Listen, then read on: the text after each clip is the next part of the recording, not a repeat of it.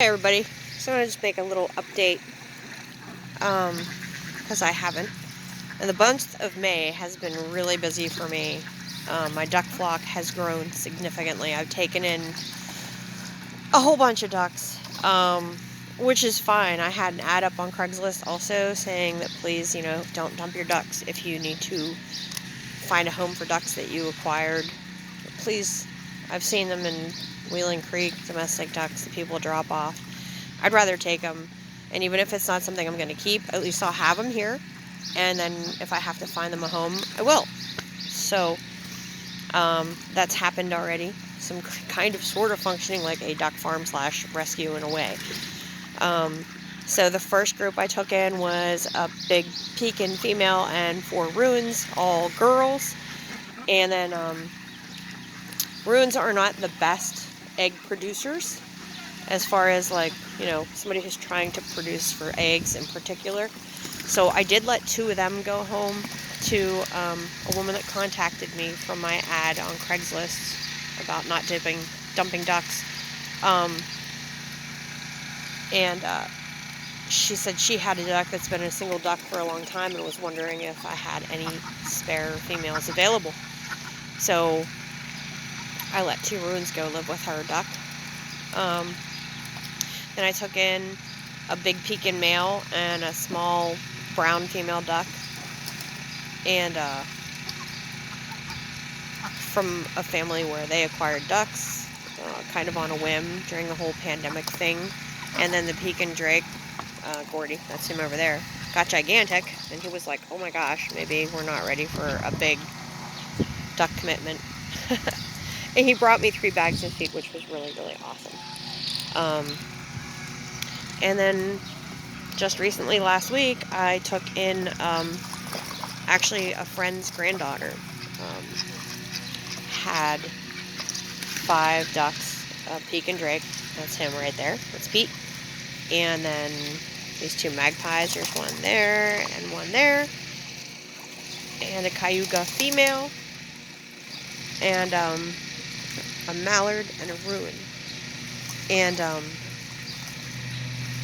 that they needed to rehome because they discovered they were in violation of the ordinance and it would be a hefty fine.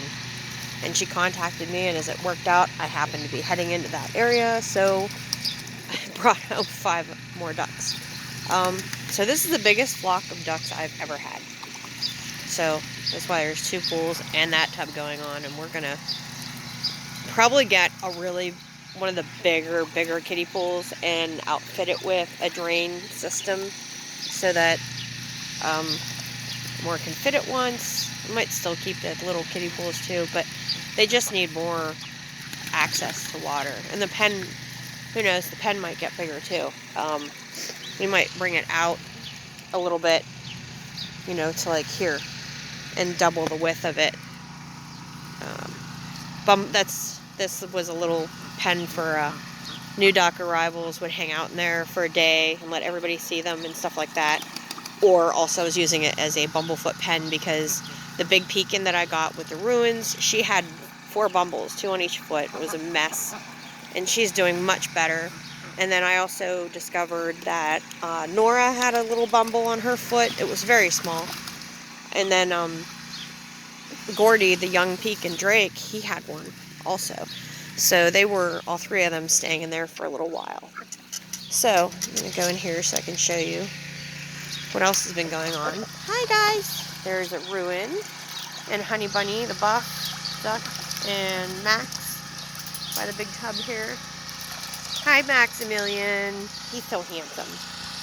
I would really love to do a breeding pen next year with Max and Esme and the new cayuga, and sell purebred cayuga ducklings. I think that would be really cool. Everybody's just having a blast because it's clean pool day. So this is what it ends up with. It's just duck preening and splashing everywhere, which is fun to watch. That's Pete. And there's Violet with Racondo, and I believe that's the mallard, and Duck. And those guys always they always stick together. They're the ones that just came together. The ruin, the 2 magpies, and that cayuga. And they came with him. Neat. And they all seem to stick together so far. But they're integrating slowly. They just band together when they're preening and napping and things like that. It's interesting to see how, like, the smaller flocks are integrating into this bigger flock. Hi, guys. Hi. I could watch them do this for like hours, I swear. Yeah, Honey Bunny is definitely molting.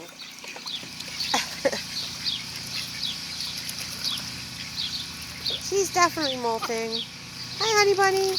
She looks all ratty, and as she's bathing, there's feathers flying off.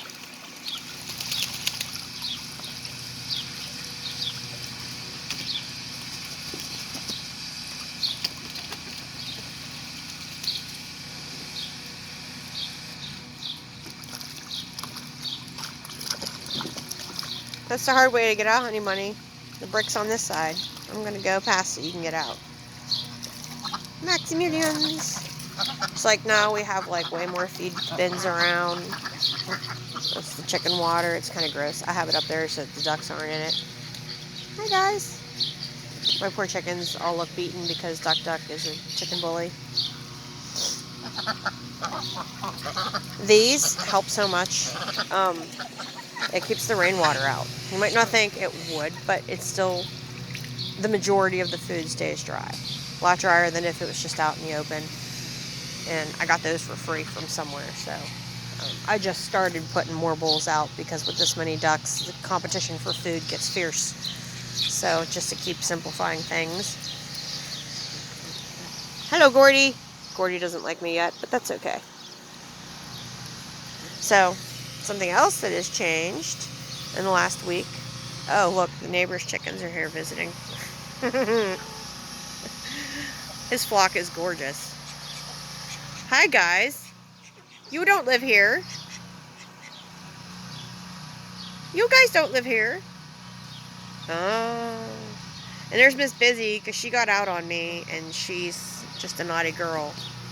And I think that rooster would very much like to steal her. He's like, hey, can you be my girl? Photo bomb by the neighbor chickens. It's hilarious. So anyway, something else that's going on. The babies are bigger, and they're out here now in this little pen. I started it for them, but then I was offered a little girl call duck, and that's Whitney. And I just love her. She is so funny. And I really wanted to get Chico a girlfriend. And now that has happened. And she has been here since last week. And he was a little reluctant to being separated from the big flock because he's used to them. He's been with them for a year. But yesterday morning, Miss Whitney graced us with her first egg. And today there was a second. And now there's some new behavior I've been seeing from Chico where when in the morning the big ducks come over here, he's trying to chase them away, which I think is really cool. So it seems like they're bonding, and he's being very protective of little Miss Whitney. Whitney! Whitney! Whitney!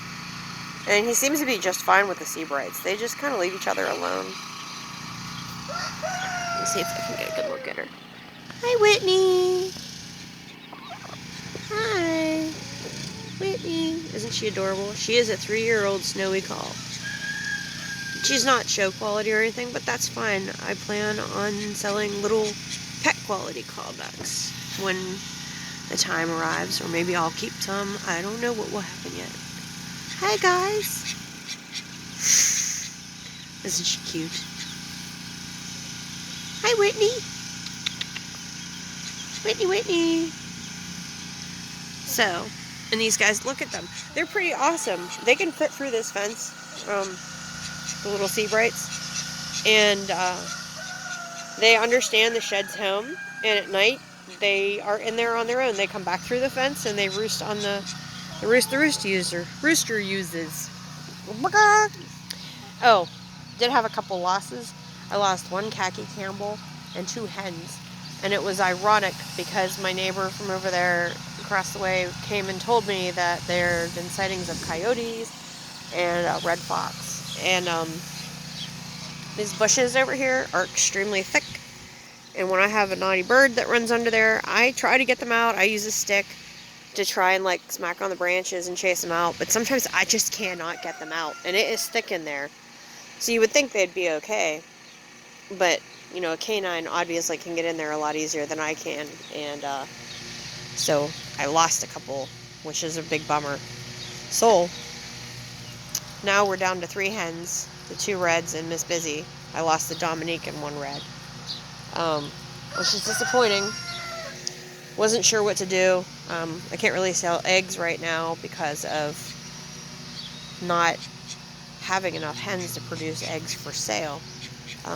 So I'm going to have the occasional dozen because we don't eat them fast enough. So this is the next edition here. The next generation of layers. Hey guys! Peep peep! Did you guys finish that water already? I have to get you some more. These guys are Asian black pullets. They're supposed to be pullets anyway. That's what the tub said at Tractor Supply. But they're really sweet. They're very, very calm. And they're supposed to be pretty decent egg producers. So I'm excited about what these guys are going to do when they start laying. I'm not going to count on that until who knows when. But they all have like a slightly different appearance. There's 2 that have like orange on their breasts. And that one is like all black with black legs. And that one's black with like a little bit of white. They're very interesting. Yes, these little guys are so cute. But I got them last week. And so they already had their feathers and everything growing out. They were past the cute little fuzz. And this is the stage I call the teenage dinosaurs. Baby dinosaur stage. So that's what's been going on here. And it seems to be working. The duck eggs are selling at the market, the public market in Wheeling. And the ducks are paying for themselves. And because people are buying the eggs and the ducks are basically paying for themselves, it enables me to be able to take in ducks and, you know, keep them for a time. And if they have to go to another home, they can. But they're not being released, which is what we don't want. Don't to get ducklings at Easter time just because they're cute and fuzzy, because they can live as long as a dog, and it's a commitment. They are messy and stinky, egg producing, silly, but very social. You can't really just have one duck. They need to have friends or you're going to have a sad duck. So yes, this has been another episode of Jen's Duck Farm, and leave a comment below if you are interested, have any questions, or anything like that.